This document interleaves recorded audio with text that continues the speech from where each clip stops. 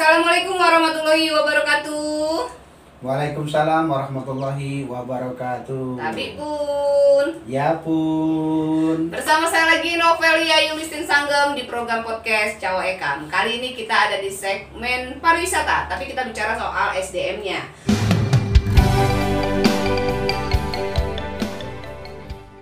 Nah, sudah hadir di studio kita seorang bapak yang gagah. Gaganan rupawan nih, kita cerah sekali sore ini. Beliau bernama Bapak Soludin SH.MSI. Cuma saya panggil abang aja biar akrab nih bang ya. Biar akrab aja. Ya, beliau adalah asesor kompetensi tenaga kerja di bidang pariwisata. Soludin, apa kabar? Alhamdulillah baik. Alhamdulillah sehat ya bang ya. Sehat dulu guys. Pertama sehat lah. Iya, kantong nanti ya. Nyusul kalau kantong. Gimana nih kegiatan kita sehari-hari selama pandemi? Alhamdulillah selama pandemi, karena pandemi ini mau nggak mau ya memang kita diuji ya. Iya. Justru dengan pandemi ini banyak hal yang tadinya nggak terpikirkan kita lakukan. Ya, dan pandemi secara tidak langsung juga ya mungkin ada yang kehilangan mata pekerjaan, tapi ada juga muncul mata pekerjaan yang baru. Ada peluang yang baru. Ada peluang yang baru. Mungkin kalau kata orang bijak itu di setiap musibah ada hikmahnya.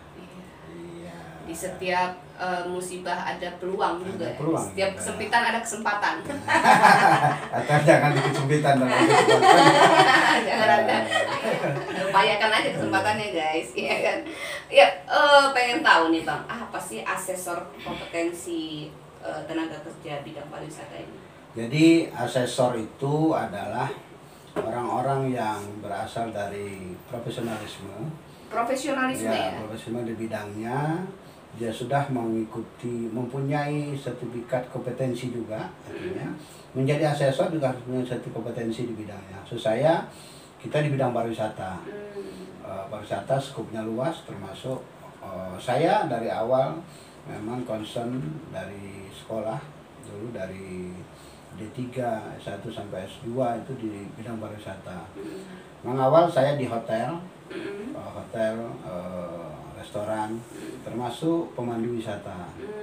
Nah, disinilah yang membuat saya, alhamdulillah dari tahun 2011 itu ada rekrutmen asesor.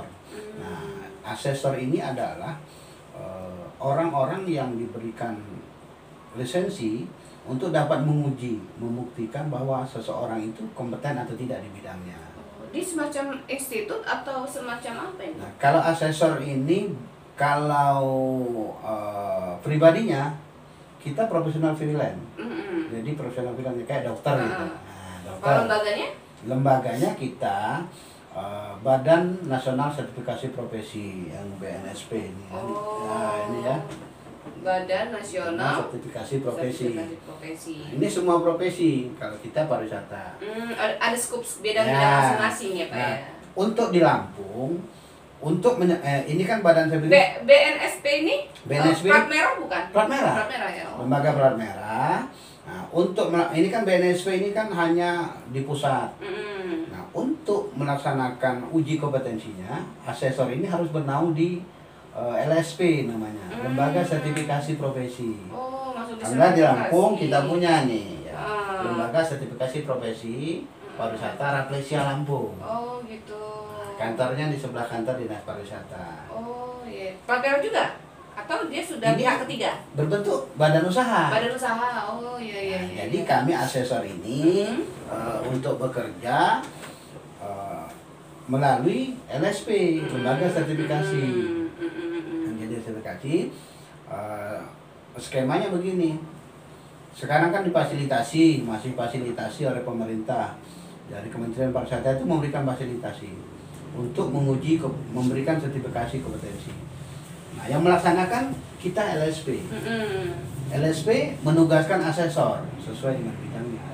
Itu untuk pariwisata itu macam apa aja nih? Macam-macamnya. Mungkin hanya alam misalnya kan, budaya atau gaet atau apa ini? Ya. Apa namanya Jadi yang spesifikasinya? yang harus diuji. Ya, yang harus disertifikasi. Ya, yang harus disertifikasi. Jadi yang harus disertifikasi itu semua profesi bidang pariwisata. Apa saja sih, Pak? Contoh kalau pariwisata itu dari travel agent. Travel agent. Travel agent itu, tapi kita mensertifikasi sumber daya manusianya ya. Travel agent itu dari travel consultant-nya. Konsultan travel. Travel operatornya. Terus tour manajernya. Nah, di situ juga. Nah, terus turis guide. Guide, kalau kita kenal dengan guide. Guide atau pramuwisata. Atau ini lagi pemandu wisata. Nah, pemandu wisata ini ada beberapa level juga. Levelnya local guide. Local guide ini orang-orang yang mempunyai kemampuan memandu wisata di lokal wisata, tempat wisata. Contoh umpamanya hanya di Pahawang. Kita sertifikasi mereka hanya di Pahawang. Hanya di Pahawang, walaupun tapi kalau misalnya Kiluan nggak bisa. Ya, nanti beda, sertifikasi local guide yang ada di Kiluan. Jadi per lokasi ya. Nah, itu yang local guide. Local guide. Terus nanti ada city tour. City tour ini yang sudah agak luas, dia bisa memandu wisata keliling kota. Keliling kota Lampung, Bandar Lampung, mau ke Lampung Selatan. Jadi saya bilang tadi mungkin ada bisa ke Kiluan, bisa ke Pahawang, bisa ke Pasir Putih, bisa ke museum ya. Itu dia. Ada lagi yang lebih lintas provinsi. Ada namanya overland guide. Overland guide. Jadi overland guide ini tentu saja dia sudah menguasai local guide. City tour dia overland guide, dia memimpin tour sampai ke luar daerah. Sampai ke Bali, ke Singapura, ke apa namanya? Kalau Singapura nanti ada dia tour leader namanya, lain lagi. Pokoknya seluruh Indonesia. Nah, dia lintas. Nah, tetapi tetap di dalam pramuwisata itu kita ada semacam kesepakatan. Itu kan kalau kita di pramuwisata itu nanti ada perhimpunannya, namanya Himpunan Pramuwisata Indonesia (HPI). Nanti kalau umpamanya yang overland guide ini membawa turis ke Jawa Tengah, umpamanya ke Borobudur, saat di Borobudur diserahkan ke HPI local guide yang ada di situ. Gitu. Oh, itu yang begitu juga umpamanya ada kawan-kawan dari Palembang bawa tamu. Pas mereka ke Kiluan, memandunya adalah local guide kita yang ada di Kiluan. Jadi pemberdayaan kawan-kawan itu saling ini ya, sinergis antara guide-guide. Terus lagi nanti di bidang ada lagi sebelum ada lagi tour leader. Tour leader. Nah, tour leader ini yang memimpin tour secara keseluruhan. Nah, tour leader ini dia kalau tour guide kan hanya melayani wisatawan. Kalau tour leader ini dia masuk dia menyiapkan makanan. Oh gitu. Penginapan, akomodasinya, mengkoneksikan kegiatan. Umpamanya kunjungan kerja mau ke dinas ini, dinas itu tour leader yang mengurus. Gitu. Itu uji kompetensi juga iya, ada. Terus lagi di bidang hotel. Di bidang hotel masuk pariwisata juga ya? Iya. Di bidang hotel restoran kalau bidangnya itu. Ya, hotel itu semua. Jadi kalau hotel itu ada istilahnya ada room division, divisi kamar. Divisi kamar itu dari front office yang resepsionis, telepon operator, terus apa namanya reservation clerk. Clerk itu staf yang menerima reservasi. Termasuk yang ada yang melayani di kamar, room boy kan, ada room boy, ada karena floor captain di situ.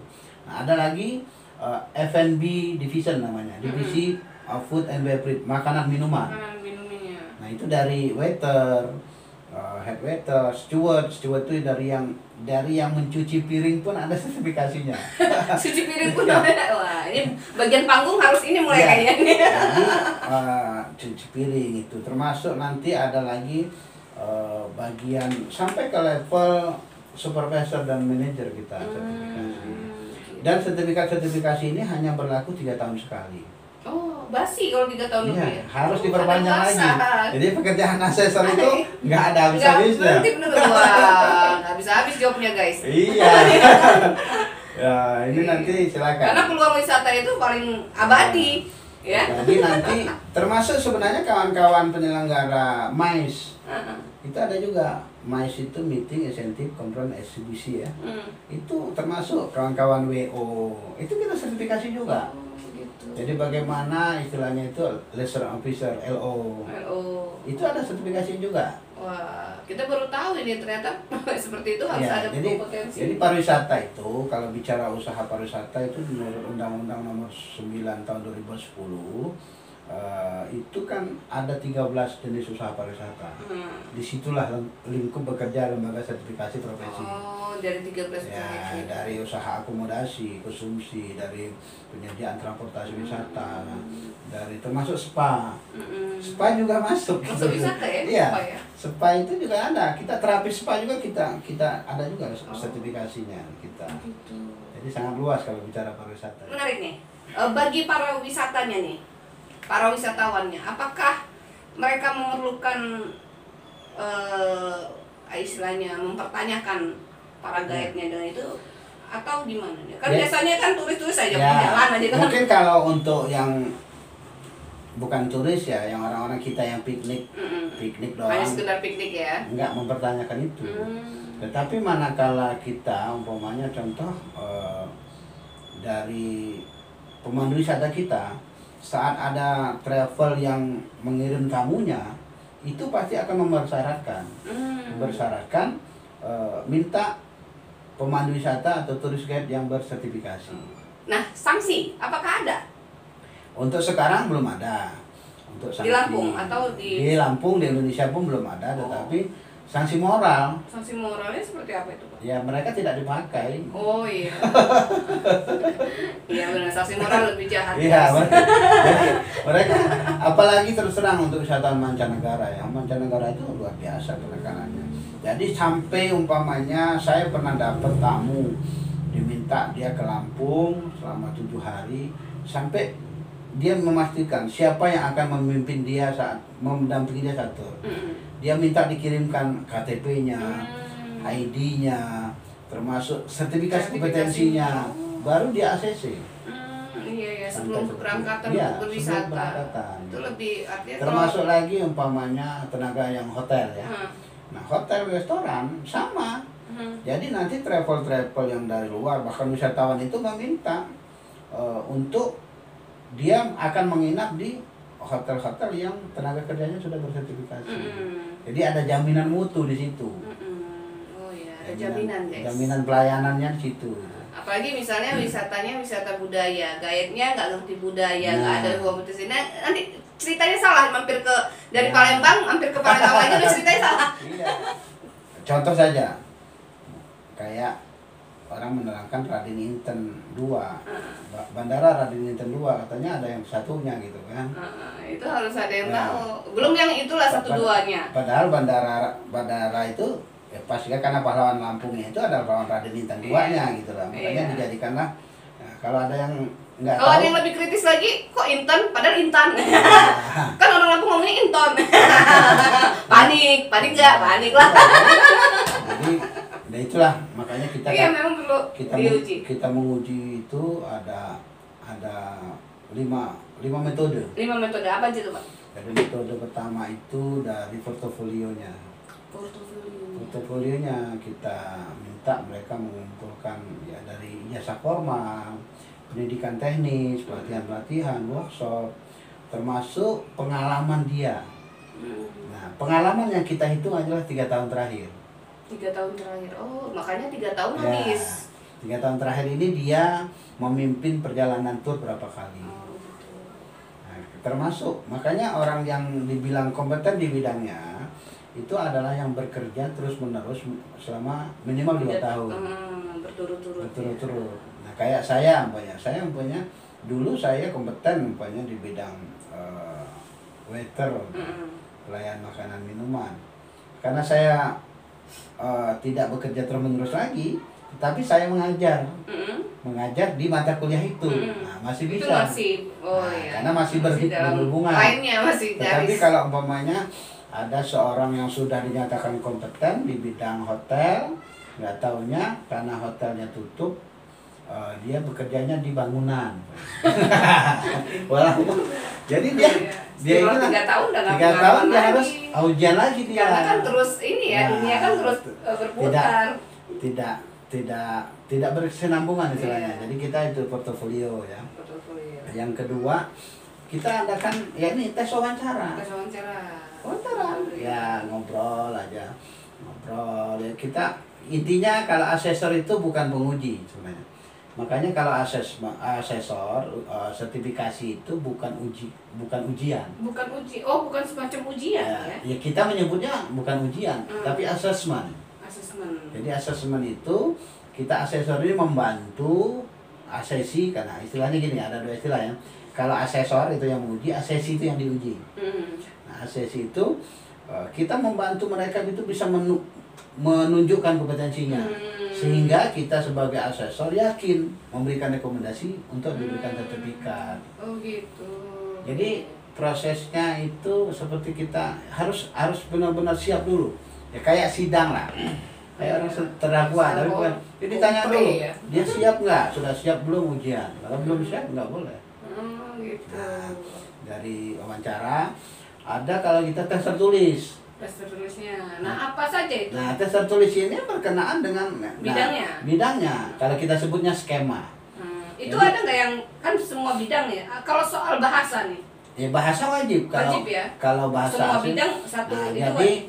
di uji kompetensi itu kan ada istilahnya SKKNI, Standar Kompetensi Kerja Nasional Indonesia. Nah itu ada kompetensi umum, ada kompetensi khusus. Nah, kompetensi umum ini penguasaan bahasa. Kayak turis guide itu penguasaan bahasa dan budaya lokal, itu wajib. Travel wajib. Kalau travel juga wajib juga. Termasuk penguasaan administrasi. Apa tuh? Administrasi. Administrasi. Ya, administrasi, mampu mengoperasikan komputer, dasar itu skill kompetensi juga. Baru yang khusus-khususnya tadi gitu. Bidang-bidangnya. Bidang khusus. Jadi skema, kalau istilah kita skema mengujinya itu ya skema ada pemandunya. Unit kompetensinya itu unit kompetensi umum yang tadi dia penguasaan bahasa, penguasaan budaya, termasuk penguasaan administrasi dan kompetensi khusus. Gitu. Itu wajib, yang ada wajibnya guys ya. Baru bidang-bidangnya. Setelah itu baru 3 nih. Nah, wawancara ya. Tulis. Itu kita praktek. Prakteknya. Praktek ini bisa simulasi. Nah, kalau umpamanya kalau tour guide kita kan umpamanya nggak mungkin kalau kita ujian tuh umpamanya dia dikumpulkan di Bandar Lampung, kan nggak mungkin kalau kita nguji dia, harusnya dia lokal guide di Pahawang, nggak mungkin kita nguji dia sambil berenang gitu. Jadi simulasi. Simulasi. Nah, atau kalau yang hotel bisa praktek. Jadi kayak umpamanya cara menyajikan minuman sama umpamanya kayak kopi. Kayak penyajian kopi, kita silakan dia untuk menyajikan kopi secara benar, termasuk dia buat roti bakery, dia dari awal tuh dia buat. Nah, enaknya asesor, habis itu nanti kita cicipin. Nah ini lagi yang terakhir, kalau kita masih ragu masih ada ragu nih, kita untuk memutuskan itu namanya konsultasi pihak ketiga. Konsultasi pihak ketiga ini contoh umpamanya saya menguji Mbak siapa? Pak Novel. Dia menghadap sama saya untuk diuji menjadi pemandu wisata city tour. Nah ini kan dia tadi kan ada rekomendasi ini. Saya setelah dari ini saya masih ragu. Tetapi kita sebagai asesor itu sebisa mungkin bagaimana menemukan kompetensi ini. Ini ada, tadi kan ada yang di portofolio dia itu. Pernah memimpin tour tanggal sekian. Nah kita konsultasinya, kita telepon. Bisa kita gunakan, kita telepon. Siapa umpamanya di sana dia, dia memimpin tour punya rombongan rektor se-Indonesia. Kemarin pakai travelnya apa? Nah itu nggak tahu. Saya tahu, saya manggil Ibu Yolanda, kakak. Oh berarti umpamanya nggak tahu ya, itu travelnya apa. Berarti kemarin istilahnya LO yang menghubungkan itu ya Yolanda. Kita telepon. Benar ini Bu Yolanda, si ini pernah memimpin tour ini, bagaimana? Saat di lapangan. Nah itu sampai ke sana kita, karena kita nggak mau terburu-buru memutuskan kan. Kalau di hasilnya nanti, jadi tidak kompeten, belum kompeten. Ada standar nilai hasil itu? Ada. Berapa? Minimal 7,6, 76. 76 minimal ya. Dari skor itu. Maksimal itu palingannya berapa? Kalau ijazah S1 kan 4 tuh ya. Kalau tinggi. ya Kalau kita ringnya sampai 100. 100. Oh, ya. Kan nilai besar ya, 70. 76 sampai Nah, 100. itu minimal itu di angka 76 itu. Hmm. Passing grade-nya lah istilahnya untuk. Grade-nya. Nah, untuk siapa saja yang bisa ikut kompetisi ini? Kompetensi ini? Jadi orang-orang yang bisa mengikuti uji kompetensi ini, satu tentu saja orang-orang yang sudah bekerja di bidangnya. Pengalaman nih ya? Yang lagi bekerja. Yang lagi bekerja. Oh, yang lagi bekerja. Ini yang lagi bekerja di hotel, lagi aktif menjadi pramuwisata, bekerja di travel. Oh, jadi kalau misalnya ingin jadi karyawan hotel itu mungkin sudah wajib sertifikasi. Sekarang ini kalau dulu kan kalau yang udah terlanjur bekerja di hotel kita sertifikasi.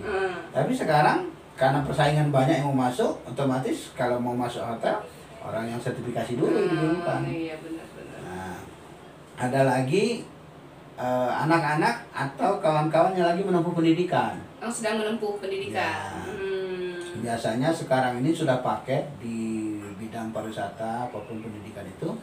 Kayak umpamanya D1 pariwisata atau SMK pariwisata. SMK pariwisata juga nanti di kelas 3 kalau dia ada udah dia sertifikasi kompetensi. Oh, di kelas 3-nya ya? Ya, biasanya kelas 3 semester 5 lah itu. Oh. Nah, kalau dia D1 itu setelah dia ada job training. Setelah ada job training. Ya, itu kan kalau D1 rata-rata kan dia itu kan katanya pendidikan 1 tahun, pendidikan mereka itu rata-rata 6 bulan. 6 bulan itu mereka di dunia kerja. Nah, sebelum mereka selesai dunia kerja itulah kita uji kompetensi. Berarti mereka sudah punya sertifikat pelatihan dan mereka punya pengalaman di bidang itu. Nah, dan juga kalau yang kayak akademi pariwisata sama itu yang di semester 6, semester 5 gitu. Kemarin kami kebetulan lembaga kami ini sertifikasi Rafflesia, alhamdulillah walaupun kita berada di Lampung, wilayah kerja kita seluruh Indonesia. Oh gitu. Dari Sabang luas sampai juga ya kerjanya ya, wilayah kerjanya. Ya, kita terakhir kemarin tahun ini kita sudah ke Bangka Belitung, Sumatera Utara, Medan, Danau Toba, Aceh, Sabang, Padang, Jambi, terus ke daerah timur, Sumba, NTT, Papua. Udah kemana-mana ya. Terus akhir kemarin kita ke Jawa Timur, Jawa Tengah, di Banyuwangi, sama ada di Jogja, Akademi Pariwisata kita juga, Akademi Pariwisata Indra Prasta dan AMTA. Wow, amazing. Dalam waktu dekat, mudah-mudahan ini karena sebenarnya setelah Lebaran berapa hari ini kemarin kita udah harus ada jadwal, tapi ada karena ada penyekatan moda transportasi untuk orang nyebrang itu akhirnya belum dari BNSP belum memutuskan untuk ini lagi. Ini udah ada di daerah Jawa Tengah itu udah ada 12 kabupaten kota yang sudah memasukkan datanya. Wah, keren. Ini bukan hanya di Lampung guys ya. Termasuk di Lampung, Lampung bersyukur kita punya LSP, kita mendapat kuota lebih banyak. Karena lembaganya di kita. Iya, karena alhamdulillah sekarang kan Pak Gubernur. Orang dalam. Jadi Pak Gubernur juga sangat antusias dengan asesor. Pengembangan SDM kan, SDM Lampung berjaya kan kita. Jadi itulah sumbangsi kami dari asesor kompetensi tenaga kerja ini bagaimana benar-benar menciptakan tenaga kerja untuk pariwisata. Nah, kalau hotel itu kan untuk dia hotel kan juga ada sertifikat si hotelnya dari lembaga sertifikat usahanya itu bintang 1, 2, 3. Itu juga ditentukan oleh minimal 50% tenaga kerjanya harus bersertifikasi juga. Nah, untuk sertifikasi ini kalau TOEFL dan komputer ini saya sudah dengar sangat lama ya. Apakah sertifikasi pariwisata ini dimulai dari COVID enggak atau sebelum COVID? Saya sendiri jadi asesor sejak 2012. 12. Ya. Sudah lama ya, artinya kita yang awam cuy. 2012. Nah, dulu di Lampung belum ada LSP. Apa beda antara 2012 sampai sekarang di masa Covid untuk SDM-nya? Gimana ini? Program kita ini. Bedanya, kalau sebelum Covid kita itu kan bisa menyelenggarakan secara masif. Kadang-kadang kita menyelenggarakan itu sampai 500 orang satu hari, 300 orang. Nah kalau sekarang ada pembatasan. Ada pembatasan. Jadi kalau dulu satu paket itu 50, sekarang satu paket itu 20. Jadi sekarang kita per sesi. Jadi umpamanya dilihat umpamanya ruangan kapasitasnya 300, itu kan kita bisa hanya isi 150. Oh gitu. Nah itu di sesi pagi dari jam 8 sampai jam 12. Nah yang sesi siang jam 13 sampai jam 17. Pagi seperti itu. Tapi alhamdulillah dengan COVID sebenarnya ada kesempatan. Dulu kawan-kawan ini kan sangat sibuk. Iya. Pemandu wisata itu susah sekali kita kumpulkan untuk sertifikasi. Karena tamu banyak kan. Sekarang dengan ada COVID ada kesempatan juga, mungkin ada hikmahnya juga. Ada peluang baru di wisata ini. Jadi mereka meningkatkan kompetensinya, pelatihan. Nah, akhirnya sekarang ini untuk sertifikasi itu permintaan juga meningkat. Lebih meningkat malah ya Iya. dibandingkan dulu ya. Karena dulu orangnya Abai. karena banyak tamu. Iya. Tamunya banyak ya kan, nggak ada ini kan. Ya, Malah nggak ada juga yang buat mau sanksi, Ya. malah kita numpuk nih posisi wisatanya. Nah, di Lampung juga nanti mungkin ke depan itu kan akan ditata juga prawisatanya, sehingga selain nanti sertifikasi, nanti kita akan mintakan ke pemerintah daerah itu sebagai ada lisensi juga. Lisensinya. Jadi lisensi. Jadi karena sekarang kan Lampung ini luar biasa, serbuan dari Palembang, serbuan dari Banten. Nah, sekarang ini masih banyak kawan-kawan Palembang itu dia masuk diam-diam sendiri tanpa memakai guide kita. Iya. Gitu. Palembang nyari laut. Soal wisata kita di Lampung, menurut pandangan Abang. Baik ya. Saya alhamdulillah dengan bersama tim asesor itu kan hampir sudah keliling ke seluruh Indonesia lah. Jadi tidak hanya di kota-kota besarnya, kita masuk ke kota-kota kabupaten yang ada objek wisatanya. Secara potensi kita ini luar biasa. Luar biasa ya. Sangat luar biasa. Bahkan di Lampung ini semuanya ada. Alam ada, budaya ada, buatan ada. Semuanya lengkap. Tinggal sekarang bagaimana sistem kepariwisataan itu berjalan. Sekarang ini kan masih kesannya sendiri-sendiri. Jadi swasta masih sendiri, pemerintah daerah, provinsi dan kabupaten kota masih sendiri-sendiri. Ekrafnya sendiri-sendiri. Ekraf sendiri gitu loh. Jadi bahkan sekarang kan dengan era sekarang ini ekraf itu bagian dari pariwisata. Iya. Gitu. Nah, makanya sekarang Pak Gubernur kita melalui setelah dilantik beberapa hampir setahun ya. Kemarin kan di bulan Oktober tahun lalu itu membuat MOU dengan PT ASDP, PT Utama Karya, dan PT ITDC, Indonesian Tourism Development Center.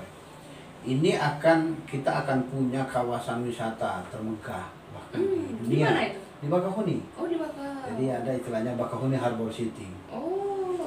Bakahuni Harbor City itu ada kurang lebih 215 hektar. Yang nanti di situ di bawah Menara Siger itu. Nah, kebetulan saya juga sebagai kepala PTD di sana. Jadi sekarang ini akan dibangun. Jadi Menara Siger itu nanti akan dipugar. Nanti di lantai satunya akan dijadikan museum Lampung.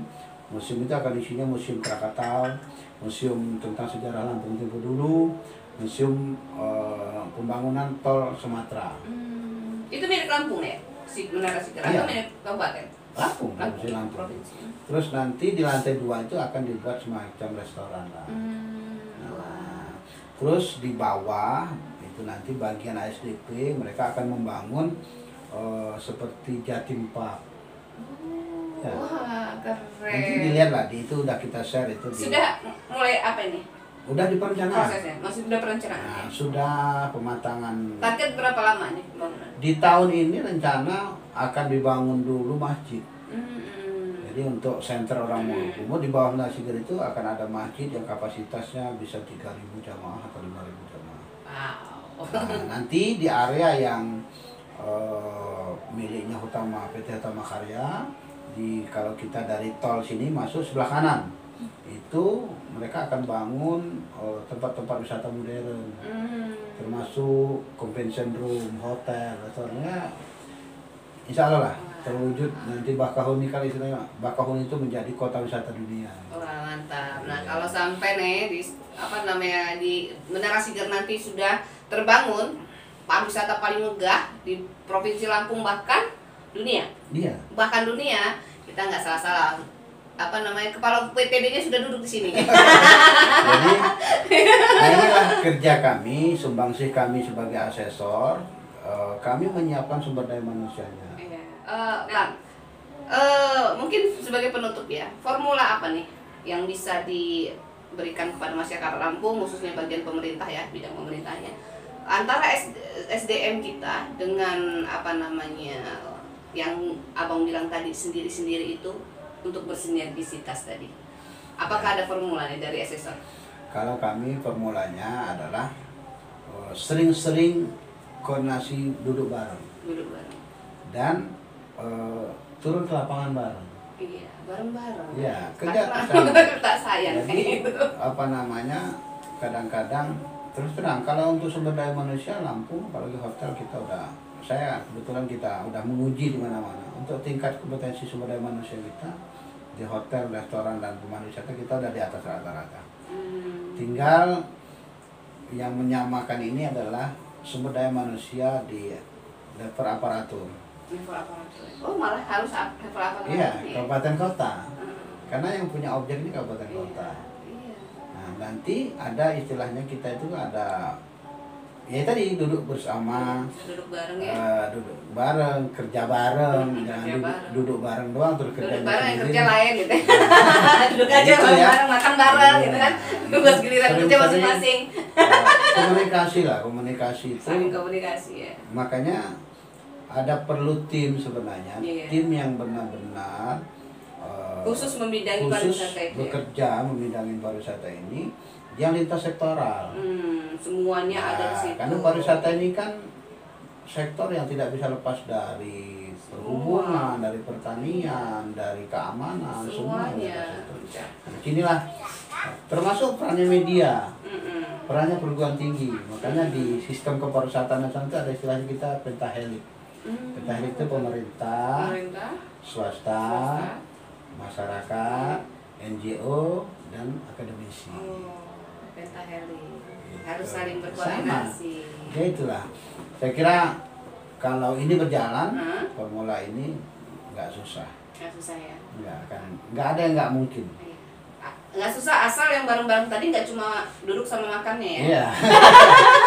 Iya. Jadi antara umpamanya dinas pariwisata kabupaten dengan dinas pariwisata kota atau gubernur dengan bupati wali kota itu benar-benar sejalan.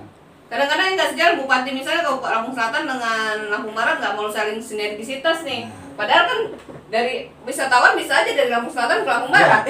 Ya kali ini penekanannya. Kalau istilah dari pariwisata itu borderless. Jadi borderless itu enggak tanpa batas. Ibarat uang. Jadi orang berwisata itu nggak mau tahu ini wilayahnya Lampung Selatan, wilayahnya Lampung Timur, ini wilayahnya. Yang penting saya berwisata pengen aman, pengen nyaman. Itu. Ya, termasuk kalau kita ke daerah luar negeri ya, ke Pegunungan Alpen itu ya, itu dikelola oleh 3 negara. Negara malah bukan lagi daerah. Jadi negara lagi kan 3. Dia masuk dari Swiss, keluar di Belgia, itu ini nggak masalah. Apalagi mereka terkoneksi dengan kereta api. Kita kalau jalan-jalan ke luar negeri yang backpacker tinggal ngatur jadwal aja malamnya di kereta. Karena saya pernah pernah ke salah satu pantai di Lampung Selatan itu, mereka jangankan ya itu 3 negara, itu satu perkelurahan apa itu aja ribut untuk ingin satu pantai.